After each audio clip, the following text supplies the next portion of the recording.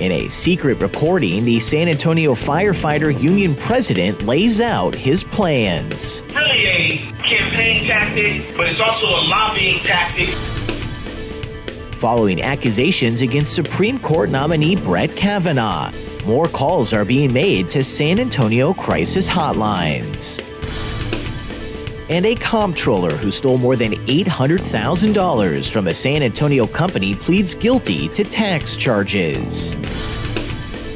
This is your Express Briefing podcast for Thursday, October 4th. Subscribe to this and other free content at expressnews.com/podcasts.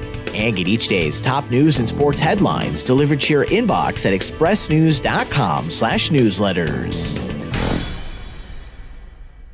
In a secret recording taped in late 2017, Firefighters Union President Chris Steele tells a group of on-duty firefighters the union is pushing to amend the city charter to pressure San Antonio for a new contract and to replace Mayor Ron Nirenberg with, quote, our guy, Councilman Greg Brockhouse, in the 2019 election. Hey, this is what's going on. And so it's really a campaign tactic, but it's also a lobbying tactic to get city council to back up in three things. So everything we're doing here, the strategic objective is to get us a contract within the next year. The second, the tactical objective is get the city to drop the lawsuit. Get the city to negotiate fairly, because at the end of this, when we go to the table, they can do like they did in mediation. They can just jack us around. What they did in mediation, and what you saw, let me get the third thing. The third thing is set it up to where May of 2019, we can put our own guy in the mayor's office, which would be Greg Brockhouse in the mayor's office. Steele's recorded comments are in sharp contrast with his public statements depicting the union-backed charter amendments as an effort to make life better for all San Antonians, rather than play to bolster the union's political leverage or improve firefighters' pay and benefits. The Go Vote No campaign is opposing the amendments and provided a portion of the recording to the San Antonio Express News, with a fire department employee who spoke on condition of anonymity, claiming the full recording captured Steele's address to on-duty firefighters at a fire station for more than 2 hours. Steele's remarks to firefighters may run afoul of the union's collective bargaining agreement that prohibits the union from engaging in political activity on fire department property. Fire Chief Charles Hood says if violations of the collective bargaining agreement or the fire department's rules occurred, the city will investigate all allegations, with the fire chief himself then taking appropriate disciplinary action.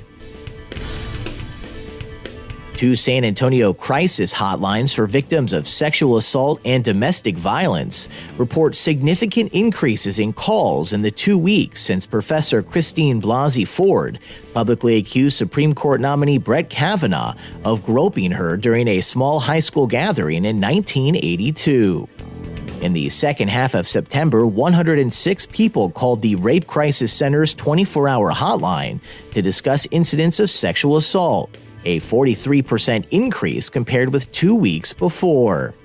The president and CEO of Family Violence Prevention Services, the nonprofit that oversees the local battered women and children's shelter, says its 24-hour hotline has seen double the amount of calls in the final 2 weeks of September compared to 2 weeks prior, noting that several callers have said they reached out because they were affected by Ford's story, and they stayed on the phone longer than usual.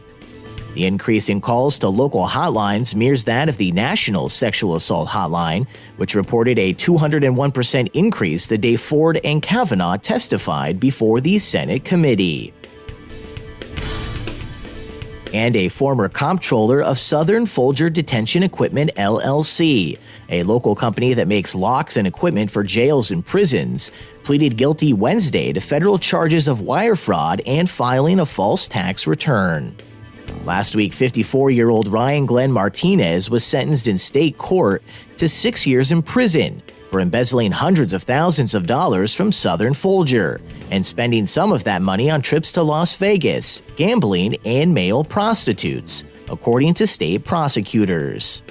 Martinez faced 10 federal counts of wire fraud, 3 counts of money laundering and 4 counts of filing false tax returns, and took a plea deal to 1 count of wire fraud and 1 count of filing a false return. The total Martinez must pay back will be decided at sentencing. And that's your daily San Antonio Express News briefing for Thursday, October 4th. Subscribe to this and other free content at expressnews.com/podcasts.